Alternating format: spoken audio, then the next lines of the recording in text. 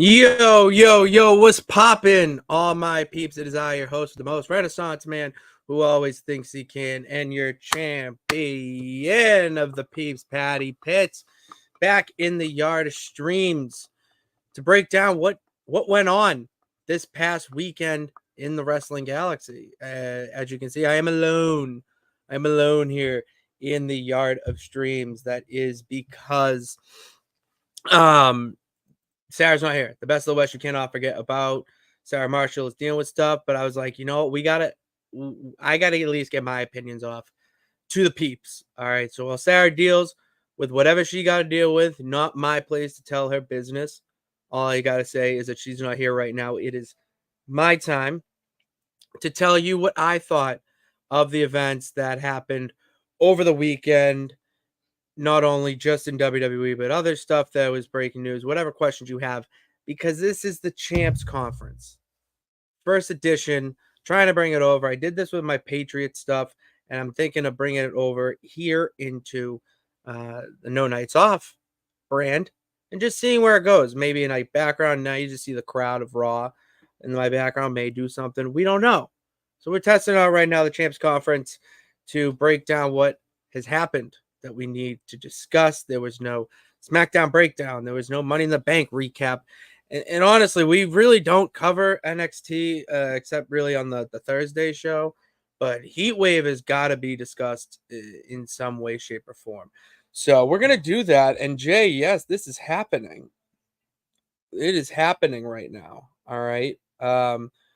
John Cena Orton needs to happen. Look at this, dude. Look at you.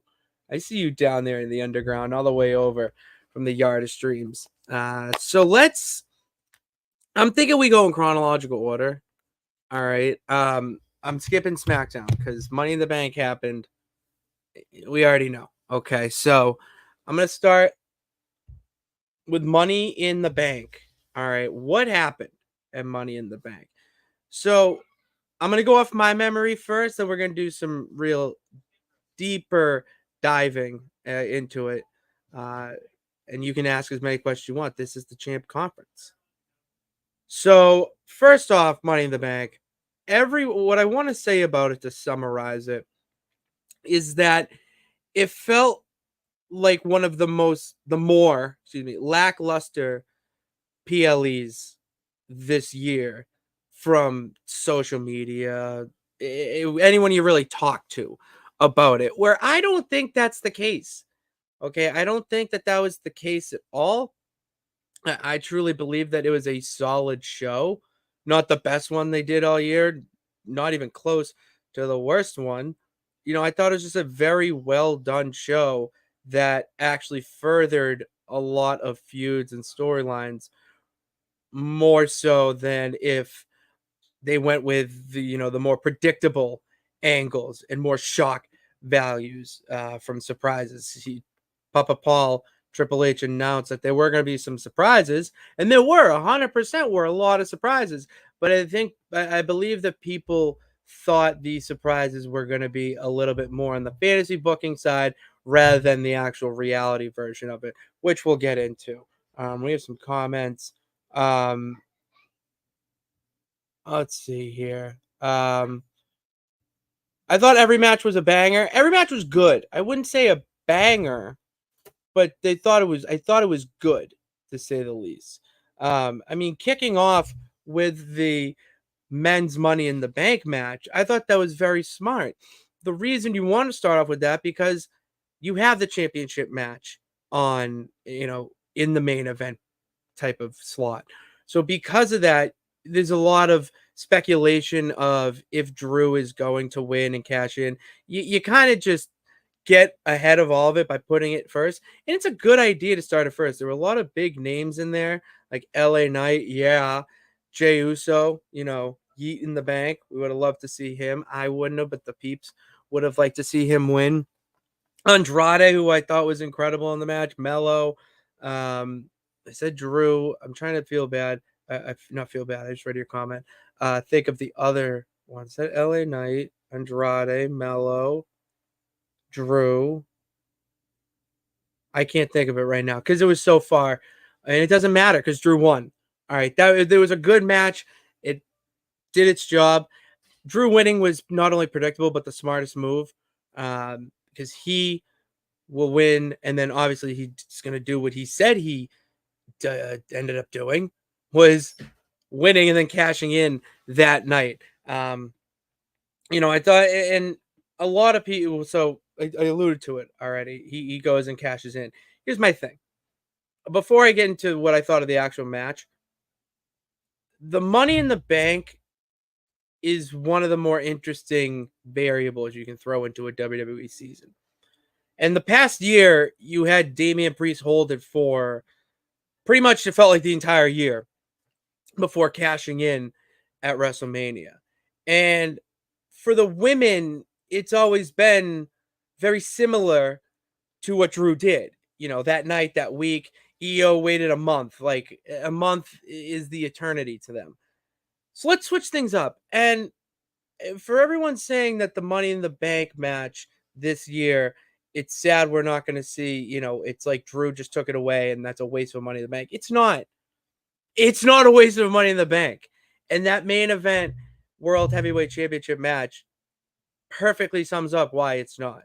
So in that match, it's a good match. So you have Priest going up against Drew, and they really do. No, not Drew. Excuse me. Priest going up against Seth. Sorry.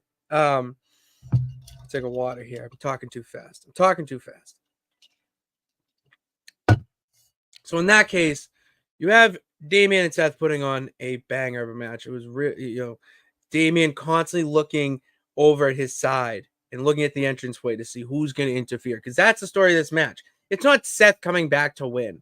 All right. The story is, can Damian get it done without someone interfering? But then also we have the stipulations of Seth can't challenge if he loses, and Damian's kicked out of Judgment Day if he loses. So there you go. That it adds intrigue. I get it. I get a lot of people are saying that the referee missing the 3 count. Okay, missing the 3 count. And not whatever, the botch.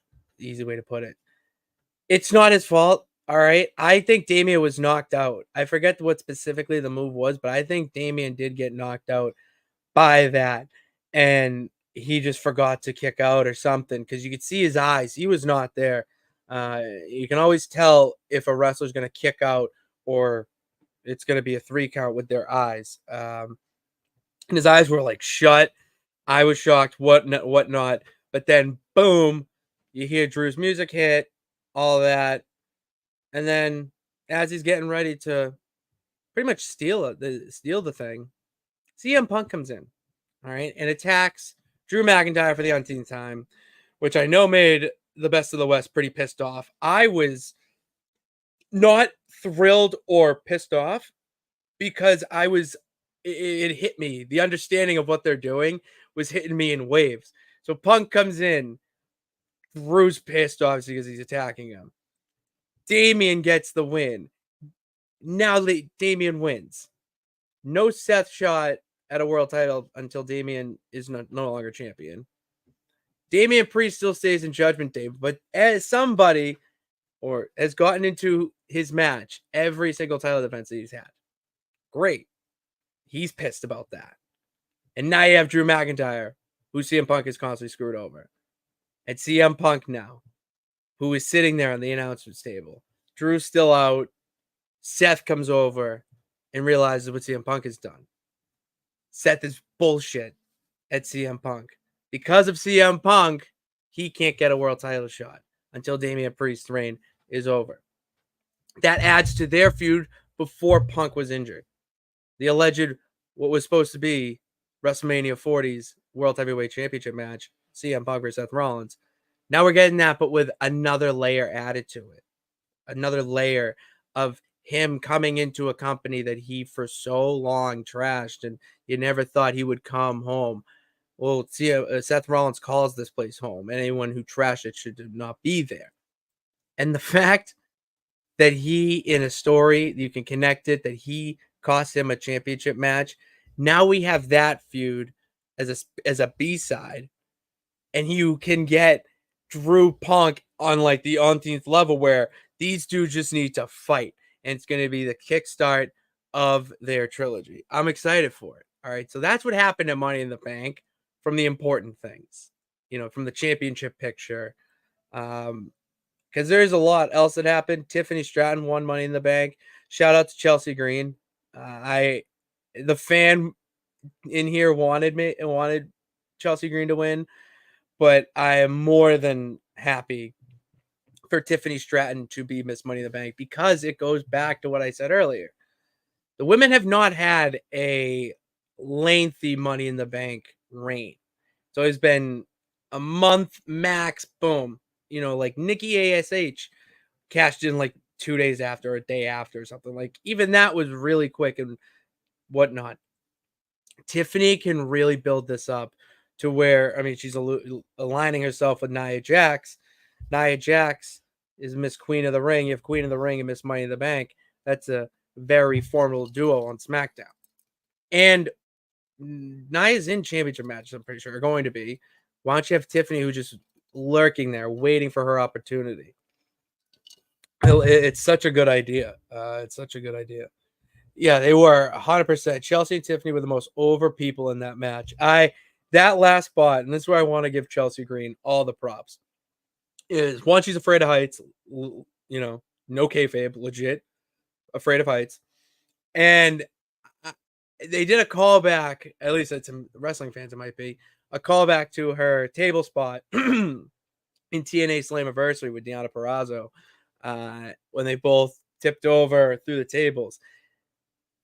That was a veteran move out of Chelsea Green to when she was going down this time. She leaned into the tables for a safer bump. It was really well done.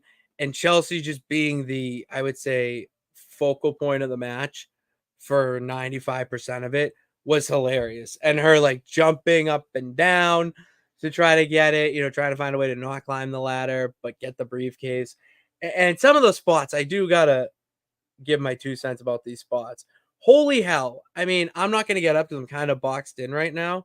That's what happens when you're at the conference table.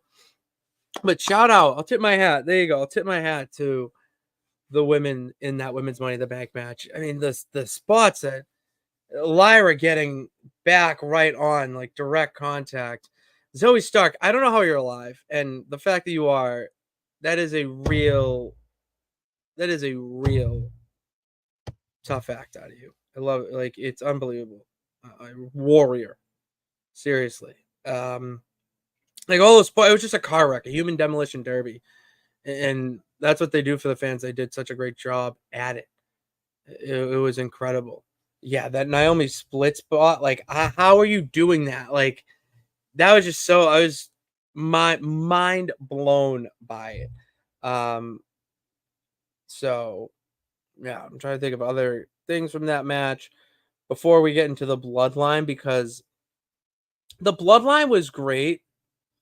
How about you acknowledge me? Acknowledge me. You're champion of the peeps, all right? Acknowledge me. That's who you should be acknowledging right now. You are in my yard. I am the big dog now. Chelsea and Cardona in real life was afraid of heights. Correct. It's not. But they used it into a story, which is incredible. That's the beauty of wrestling. And you want to know what else they did that wasn't just in wrestling, in kayfabe, with real life?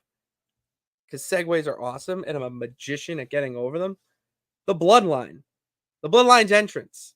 They're mentioning how Jacob Fatu, they had to talk to Canadian authorities to get him over to Canada because he's such a dangerous person. Here's the thing. That's kayfabe. Okay, that's just beautiful that they were able to connect his real life issues and making it part of the show. Now, here's the thing. I mentioned it. He does have real life issues with the law. Once you have a criminal, like something on your record or whatnot, I don't know. I'm not a criminal. You can't, you have trouble traveling internationally.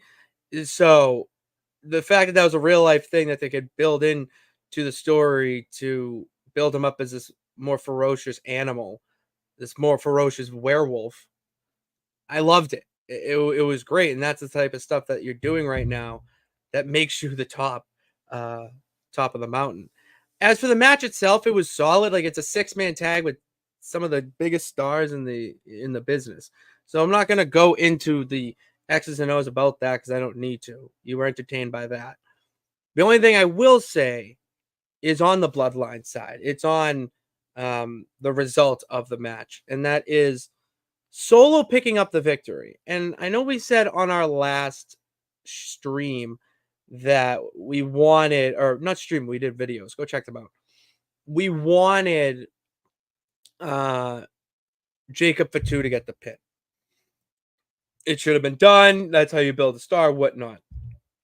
Well, they didn't do that, but did at the same time. All right. They chose their own path, but they definitely acknowledged what the best of the West and the champ of the peeps said. Because Jacob Fatu did all the work. I mean, he no-sold the Randy Orton DDT, which everyone's up in arms about, but it's Jacob Fatu. It makes sense for him to no-sell it. And there's a history with Samoans and hitting him in the head. So, boom, it plays into that. So, see ya, La Boca. Jacob Fatu goes out and pretty much annihilates all 6 members, helps him dismantle Cody, but Solo gets the win. I didn't realize it till, I would say, a little bit afterwards when they're celebrating, that you wanted Solo to get the win and have that be what the case, because Solo is the tribal chief right now. But Jacob Fatu, he did all the work. But the tribal chief needs to be the one to get the pin. So I'm okay with that. The fact that he still did all the work, and little detail that he was the one who really did the enforcing. And Solo Sikoa is just going to come in and get the 1, 2, 3 to be the face. Get it? It's what the Bloodline 2.0 right now is doing very well. Is that they're just building Solo to be just this like scary ass mob boss type of tribal chief. And then obviously I think people are gonna be like, "Oh, did you see the botch? Did you see Tongaloa hit his brother in the head?" Yeah, I did. It was hilarious. All right. And for anyone who wants to bash him about it, like, did you see what happened to him before he attempted that low blow? Dude's head sprung into the bottom of the announce table. I was watching it with my buddy who's not a wrestling fan, just appreciates the art.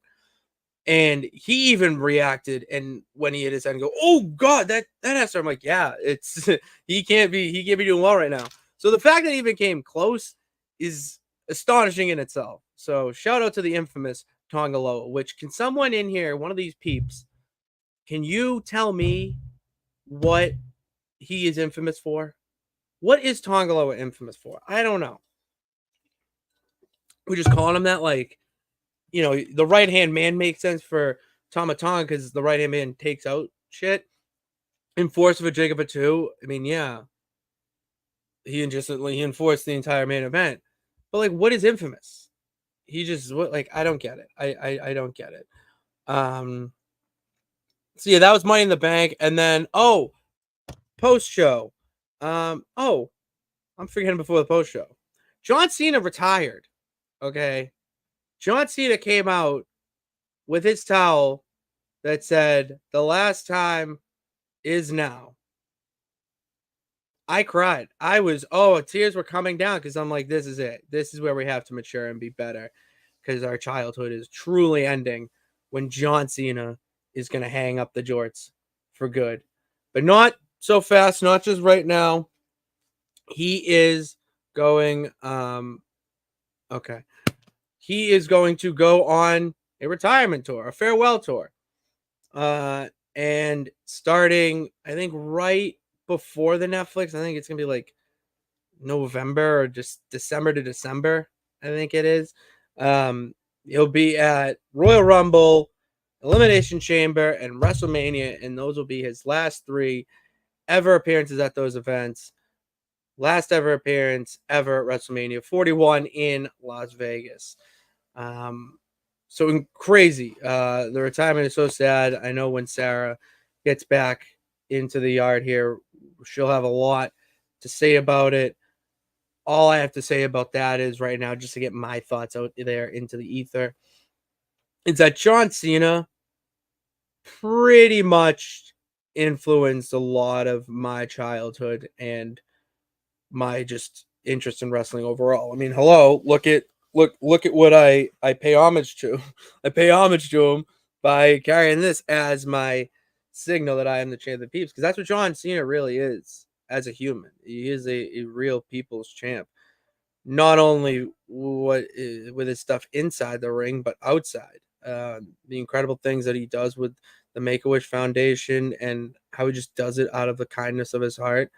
Like that's why there will never be another John Cena. There just can't be. And that's the easy way to put it right now. I could Royal Ramble on and on about what he means to me and all that, but I would rather talk about other stuff and would rather have Sarah here too, because that's like her number one. Cody Rhodes and him are number 1 and 2.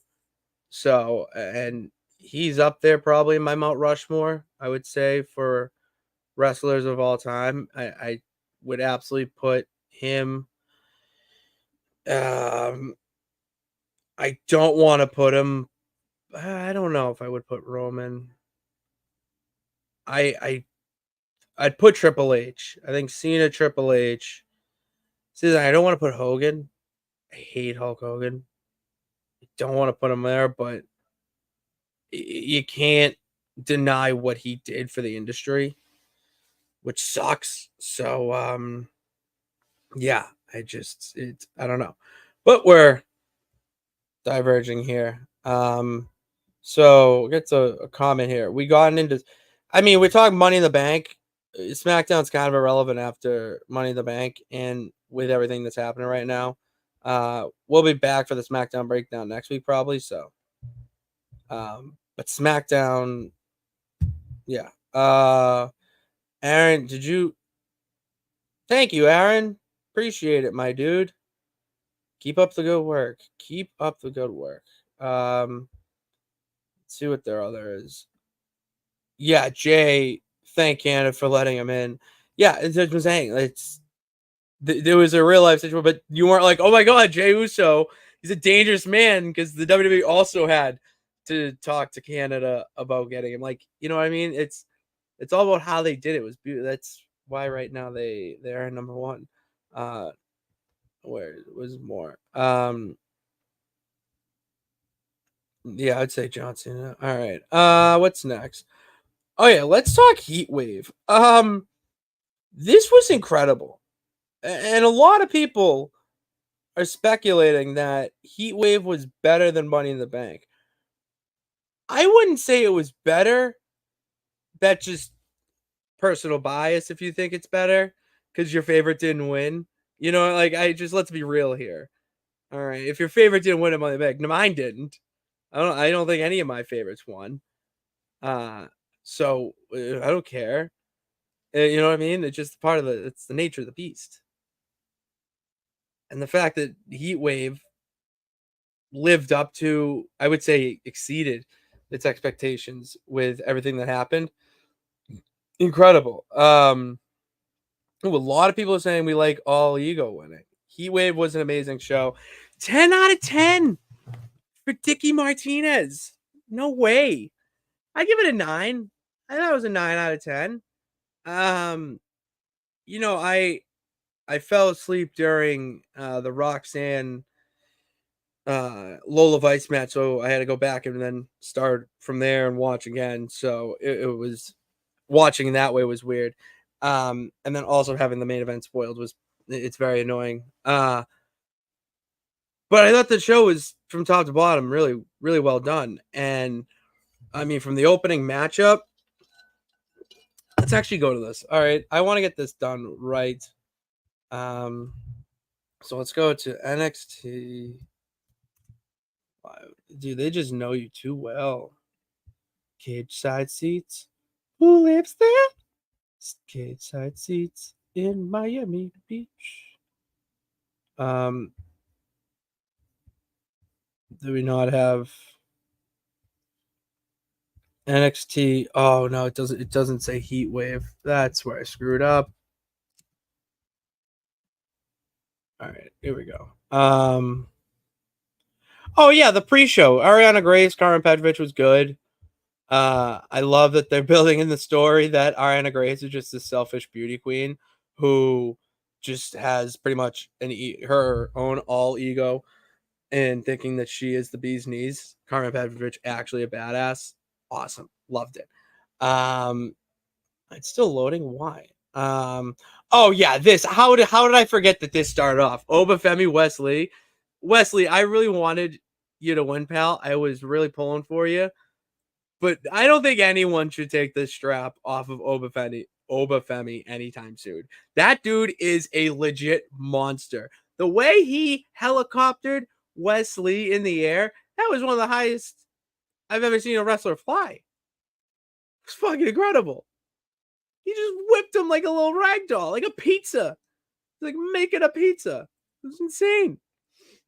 Oh, but yeah, Obafemi just deserves everything. That's all I gotta say about that match. I mean, goddamn, the dude's an animal, and just the way he dances. Oh my god, to the ring, like that's an animal. I don't know who he like. See, the thing is, they.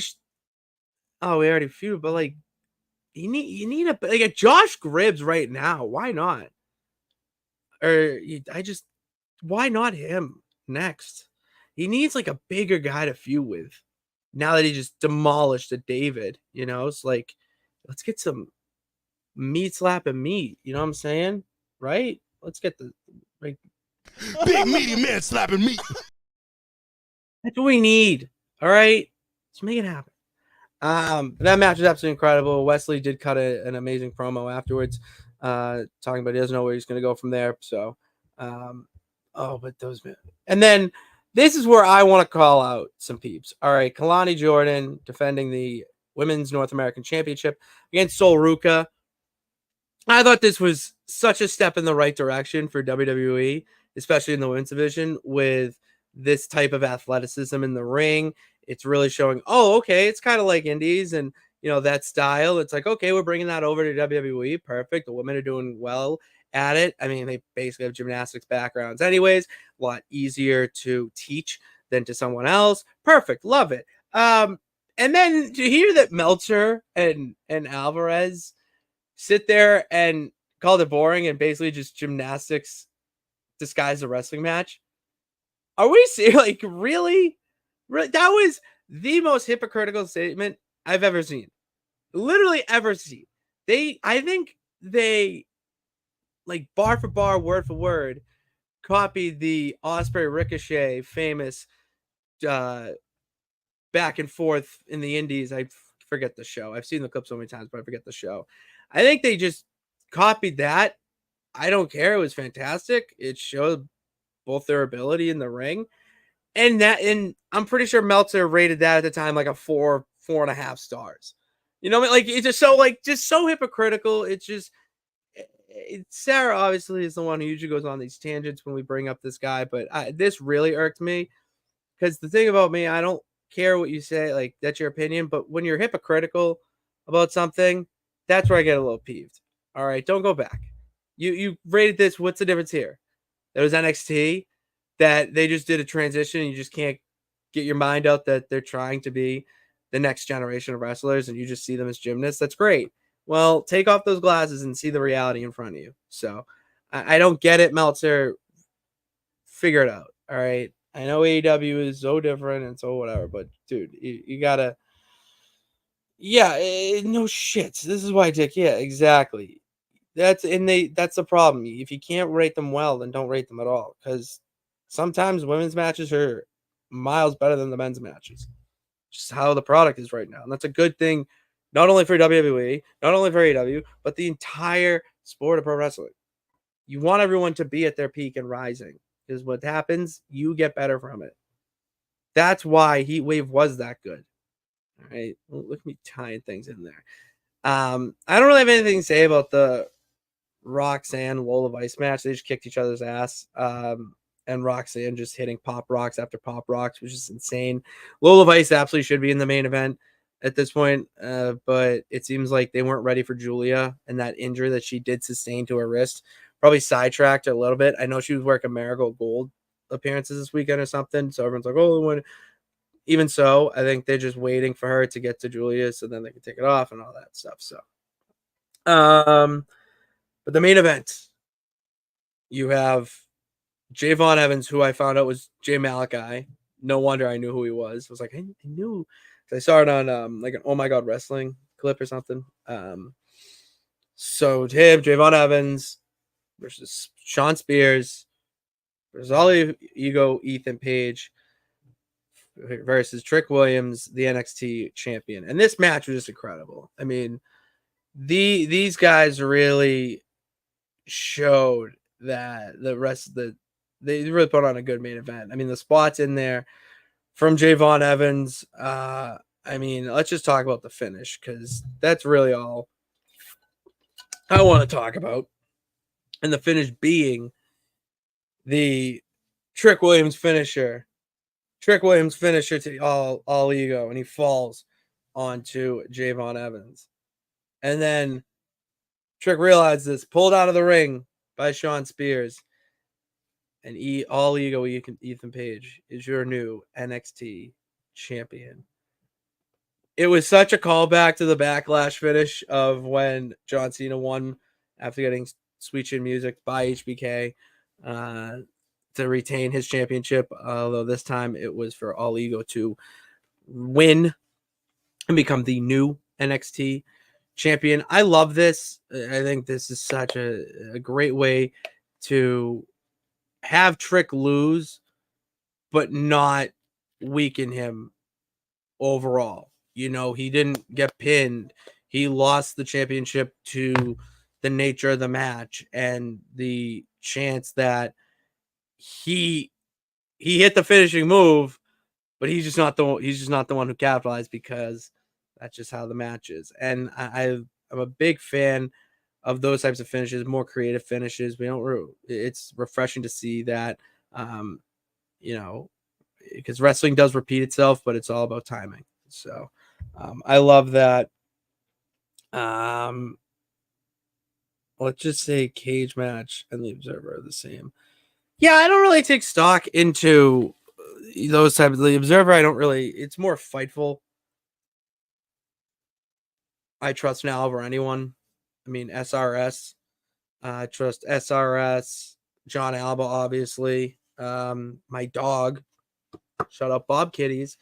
And Stephanie Bernard, the fellow peep who's always in here, Bernard.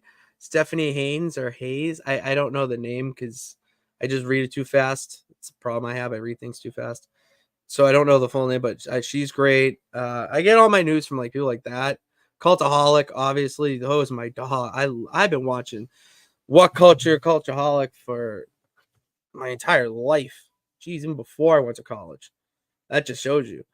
Yeah, I don't really listen to those. That's very old school. I mean, that'd be like saying, my favorite booker or behind the scenes person of all time is Jim Cornette. You know what I mean? That's kind of the same thing. If I said I love the Observer, Jim Cornette's an ass. Like, come on, dude. Talk about old school. All right. And to top it off, this is going to be a short little stream because I didn't really expect it to be too long. This is from comments you guys have about what's going on. This is where you get to ask the champ and it becomes more of a press conference. All right. This is where the champs conference comes in. We're ironing out the details of this, but we need you, the peeps, to help plug this along and give us some content for these questions. So any questions you have, please give them in the comments and I will read them. What new features will hook to? You mean like what new feature you think they'll have for 2K25?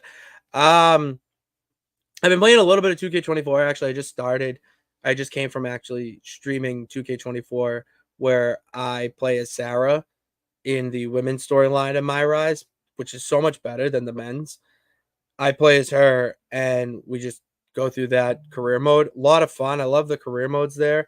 The WrestleMania, I haven't played the showcase or anything at all. The My Faction's pretty cool, but I just hate My Faction, my teams, Ultimate Teams in general when it comes to video games. I think it really ruins them. and just is more of a moneymaker. So, but I would love to see custom arenas again, like more you can customize. No, they do that though. I just more in-depth story. I want like an open world of the My Rise. You know what I mean? Like I know you kind of have the open world where in the locker room you get to choose the person. It feels very like SmackDown just bring it. You know, or it's not even shut your mouth. Even SmackDown shut your mouth and here comes the pain. No, here comes the pain didn't. Shut your mouth was the one where you could run around. I don't think you could for here comes the pain. But that felt that I like bring that type of thing back. That was such a fun way to really get into a career mode. And like they have open world everything now. Like what this it seems like a no-brainer. Even 2K NBA that my player my rise mode is open world. Why can't they just transfer that over to WWE? But I don't know. I'm just a dreamer. Joe Hendry did come up not after Money in the Bank, but after Heatwave. Do we think he appears on Raw or SmackDown? No, because it came after Heatwave. So he would be on NXT on Tuesday. I believe that 100%. The dude is the most over wrestler right now in the world. I mean, you have people in all sorts of different worlds of sports, entertainment, news. Like they are literally saying, say his name and he appears because they heard it from Joe Hendry because they have that song stuck in their head. It's brilliant. So yeah, of course they're gonna bring in Joe Hendry for NXT for a few episodes, segments, whatever. I want to see it. That makes me want to not miss NXT and not be like, no, I'll watch it when I get home from work on Wednesday before Dynamite. No, I want to watch it live that day. I want to see when they're gonna bring him in. It's so different. It came after Money in the Bank too. No way. No way. No, it didn't. No, I'm telling you right now, it didn't. I was at my buddy's house or apartment. Nice apartment, by the way. We were on the couch, and I was so focused on that. Jay, I think you're wrong. All right. I think you're trying to push these buttons. All right. Anyone else got a question other than Jay about anything in wrestling? I will literally answer anything. That's kind of what this champs conference is about. The more questions, the more I talk, and the more you get to hear about the greatness of professional wrestling right now. Oh, I think I did read that already. What do we got? New comments here. Does Jay miss SummerSlam? Yeah, I don't see a legit reason for him to be on SummerSlam, to be quite honest with you, because of what's going on, not only in the Raw SmackDown stories, but also in the Bloodline. The Bloodline doesn't need him right now. It's way too early to introduce him. And on the other side of the coin, he doesn't really fit into anything on both shows with concerns the title picture. The World Heavyweight has 4 dudes that it would make more sense to put them in a Fatal 4 than just insert Jey Uso in there. You could have him fight for the Intercontinental against Sammy, but Sammy's kind of going to be dealing with Braun Breaker and the other 2 idiots that want the title, Sheamus and Ludwig. So he's going to be dealing with them. He just doesn't fit into anywhere, and that's okay. Jay's done what he needs to do, and give him some time off so that he can rest, recover, so he's at 100% for when he is once again introduced into the Bloodline story. It just makes the most sense, seriously. Does the Wyatts attack Gable tonight? Ooh. Yeah, they need to make an appearance of some sort. I mean, it's one of my favorite segments each week when the Wyatts come out. I just don't know how they're going to attack him. I'm very intrigued how this is going to happen with Gable. Are they going to full out attack him? Are they just going to continue to play mind games with him? I don't know.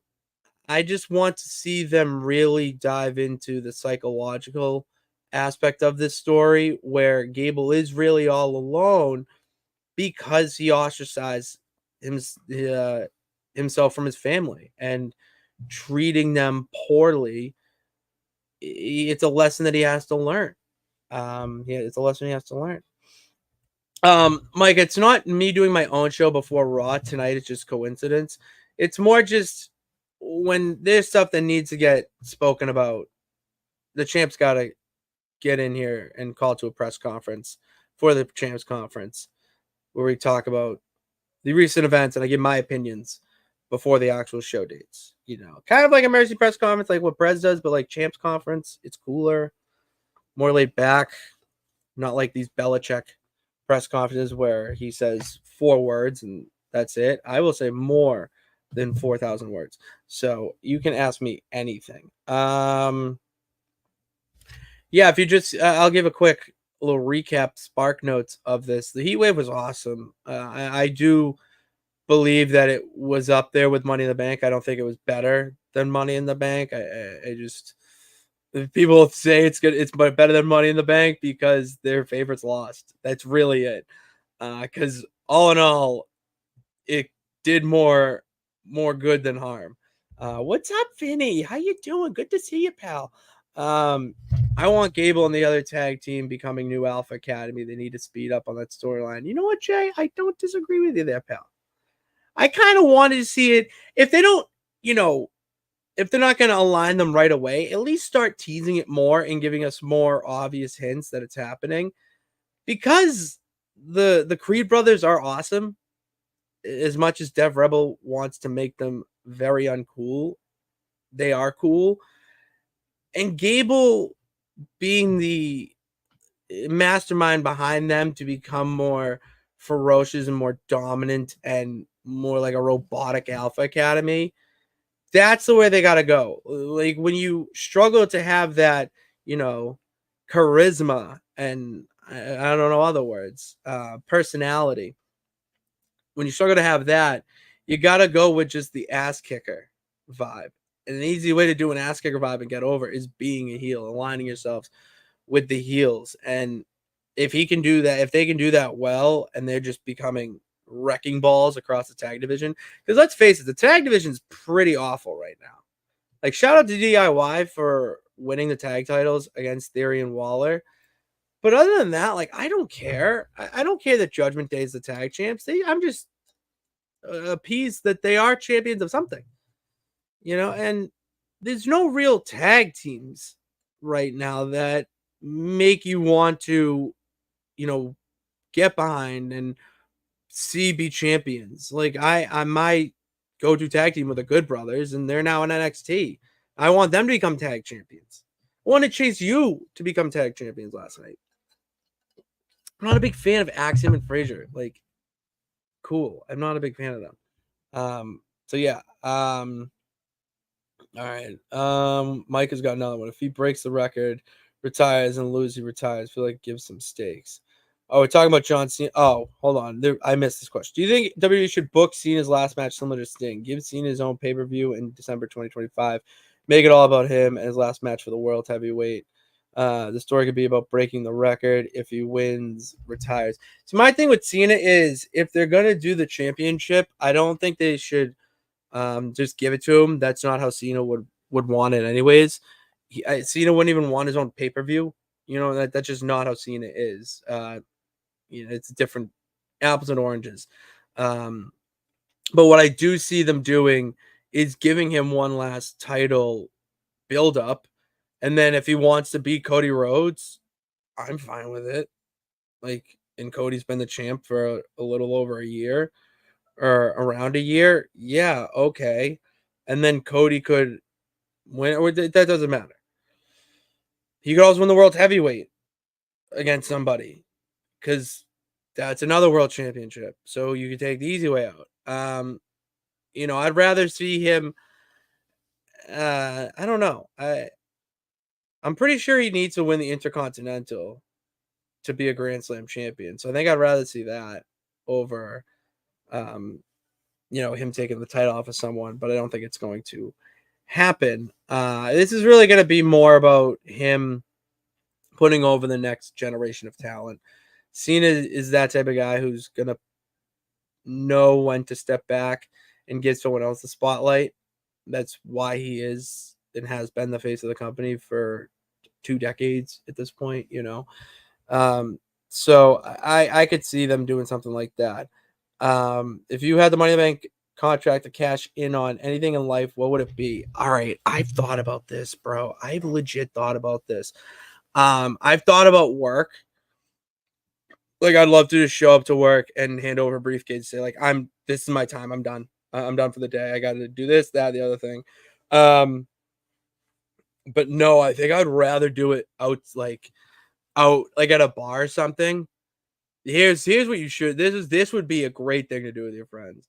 Is you get the Money in the Bank, all right, and say you're going out, going crazy, racking out the bill, whatever. You wake up the next morning and it's like, all right, what's the tab? What do we owe everybody? Bring over that Money in the Bank briefcase. You give it over. You don't have to pay the tab. I think that is a brilliant idea. That would be fucking hilarious if you just walk in with the briefcase. Oh my god. Sarah's all right. Sarah's fine. All right, she just got personal things going on that she couldn't make it to stream the past few days, and I felt like I gotta hop on here to entertain the peeps and tell them our thoughts about the craziness that happened over the weekend. And it's the first installment of the Champs Conference, which I'd like to get going, which is something that I would do on my own. Sarah would then figure out something to her to do your own. You see what I mean? That's how you grow a channel. So why not do it now when she can't record? And I'm like, well, I want to talk. So let's just make things happen. Shit happen. We have plans for it. How old am I? I am 28, unfortunately. Okay. We're pushing 30. I don't like it. I feel 25. I feel that COVID gave me red shirt years, if we're going to compare it to college sports. You know, sitting in a house for 2 years, I just felt like I was in the lab just training and ready to go and couldn't go. So yeah, I am 28, but I feel like 25, 24 mentally sometimes. As you can see, I mean, I still rock this championship, but still. Birthday is June 24th. Birthday is June 24th. Same birthday as Messi, by the way. So yeah, a couple goats. Not a big deal. Oh, did not know that. No, I graduated 2015 from high school. So 15 from high school, 19 from college, and then the world shut down. So what a hell of a ride that was. Oh, imagine your first year out of school and it's like, all right, about to get a job, about to enter the real world. Psych. Oh, thank you, Micah. I've been going for a bit. Do I miss any topics from the weekend that need to be addressed before I sign off here? Because unlike a press conference, I'm not going to just say it's done. I just I want to cover all my bases of the main stuff. Eric, I don't know who you are, but let's pop in. Do I think Cena will win the IC title next year? I mean, he needs it to become the Grand Slam champ, and I think that's a better story. Or at least, no, it's a better story than winning the WWE championship again. And then he could, I mean, you could just do whatever. He's John Cena. He can do whatever he wants. And I'm not going to care. No one's going to care. Because at the end of the day, when he, you say if he retires WWE champion, he's not going to pull a Medusa and bring it over to AEW. Like, he's retiring. So you should be like, all right, tournament for the new WWE champion. Like, cool. You know, and it's John Cena. What he did for WWE and the wrestling industry as a whole, like, the man deserves whatever he wants. I say make him a Grand Slam champion. It makes no sense that John Cena, one of the greatest of all time, is not a Grand Slam champion. I'm pretty sure even Stone Cold is, if you count both promotions. But still, you know. Thoughts on the Marco Stunt return to Collision? See, I love it from the wrestling fan standpoint. They did a callback to Jurassic Express from the early AEW days to Jack Perry. Perfect. I just wasn't a huge fan of them because I was on the outs really of wrestling at that time. It was when I was 2019. Yeah, I was dating my last girlfriend at the time, and that was when I was so out of wrestling and not truly me, I would say. I wasn't the actual me. So I wasn't watching that. I've only seen clips on YouTube of the past and whatnot. But I love that they did something like that. And I do applaud Tony Khan for being someone who he leans into the skid with the nostalgia factor. Even if it is for a stupid collision match, he does know what the wrestling fans want in their heart. The difference is from a business side, I think he makes decisions more with his heart than his head. And it works out in a case like this, but in other cases it doesn't.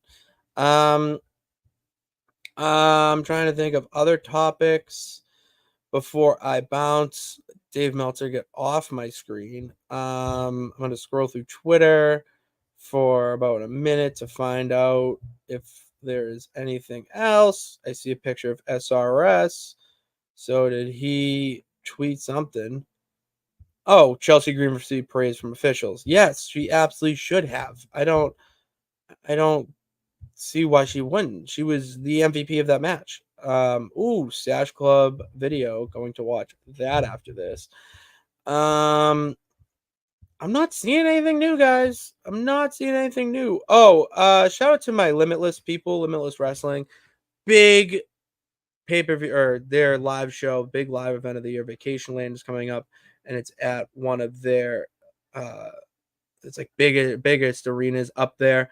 And it's going to be the biggest show that they ever had. I'm pretty sure my boy, the victorious BRG, is competing in the title versus title match against Channing Thomas. So I'm very excited for that and cannot wait I won't be able to go, but I'll watch it on IWTV. And Micah, what do you got for me while I keep rambling here? Write it out. So shout out to them. All the indie people, go follow and support your indies. It's the next generation of stars, all right? And they give it their all right? It's like college basketball, college football, it's whatever. They're grinding out there trying to make it. And they're giving it. I mean, I could just name so many people that I've watched so far. Becca, we got BRG, who's over at MLW. I love them too. Fancy Ryan Clancy, Channing Thomas, Bryce Donovan, Bobby Orlando. I love all those guys. So go give them a support and follow. After Cody Rhodes versus Randy Orton feud is over, feud over the fall, who should be Cody's next feud going into the Rumble? Me bringing Matt Cardona for a 2-match pay-per-view, you do a Rumble rematch. Why not work from within? Why not work from within? You have a lot of great talent already. You could do, there's different people. I'm trying to think of the roster. Like Bobby Lashley, you could. I don't see why not. I don't think I've ever seen Cody Rhodes versus Bobby Lashley. And that would give us Cody Rhodes, Montez Ford, and then vice versa, Andrew Dawkins versus Cody Rhodes to build up to it. We could do Karrion Kross. I think if you do Karrion Kross versus Cody, that would really enter a psychological feud. They could get really psychological with it, especially with the stuff going on with New Day right now. I think is one of the most underrated storylines in wrestling. So I would be all in for that. Yeah, Micah, this is the other thing. I know Bobby's injured, but like he could come back soon. All right. And you said Rumble. We're still in summer, pal. Rumble's not until February. And yes, I thought this too as soon. I was like, just make it happen. I know it's supposed to be Cody versus Rock, but also The Rock wants to face Roman, as we saw last year. He didn't get that wish last year because the peeps spoke. He might get it this year because the peeps are pleased. So why not that? And then you have Cena. Have Cena take Rock's spot. How about that? What a little payback. Seriously, I would love Cena Cody. And if Cena won, cool. All right? Like, I don't care. Like, do you need to have these type of matches because it doesn't matter who wins? Because they'll all even out in the end. You just want that value. You want that feeling that you got when they won for the first time and you didn't think they were going to win. You know what I mean? They were just a young stud or young star trying to make their way. You could do Cody Rock the Rumble too. Like Cody Rock is not about the championship. It's about the bloodline. It's about a little bit more than that. You don't need to have it just at WrestleMania. There are bigger matches to have. So yeah. That's what I'm looking at right now. Oh, Stephanie Valcour. I saw that she got offers from AEW and WWE. I would like to see her in WWE because she would be booked better. Whereas AEW, she may get the matches that she wants and actually wrestle, but you're going to be wrestling on Collision, Rampage. I don't. The women's world title is the Dynamite Championship. In Timeless Tony Storm, Mariah May, like that whole thing, it's one of the best gimmicks in wrestling right now. So you can't take that away. And the Doctor just came back, so let's get Britt Baker in that mix. All right, let's have her face for the TBS Championship. Let's have Jamie Hayter come back, please. I miss Jamie Hayter because Hayter hits harder. So I can't wait. I cannot wait for that. And that's all I got. All right, make sure you hit that subscribe button and bell notification to know when we go live. We'll be back tomorrow, hopefully, for the Raw Rewind. And follow us on all social media platforms. Okay, go do that. And that's all I got. Thank you guys for tuning into this edition of the Champs Conference. So until next time, see you guys. Until next time, God bless, brother. You can do it. All you got to do is try. We'll see you hopefully tomorrow. Yeah.